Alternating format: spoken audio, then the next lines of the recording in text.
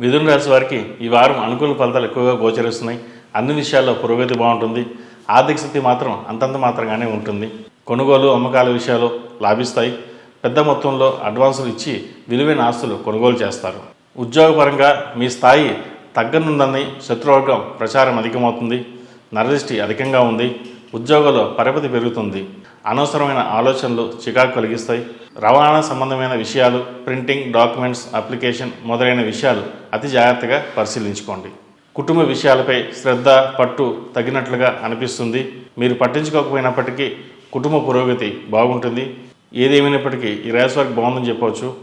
ఆదాయ విషయంలో రుణాలు చేయకపోవడం మంచిది. ఈ రాశివారు ఆంజనేయ స్వామి ఎక్కువగా పూజించడం, మంగళవారం నాడు ఆంజనేయ స్వామి దర్శనం చేసుకోవడం చెప్పదగినది. ఈ రాశిలో జన్మించిన వారికి కలిసి వచ్చే సంఖ్య 8, కలిసి వచ్చే దిక్కు తూర్పు, కలిసి వచ్చే రంగు గ్రే.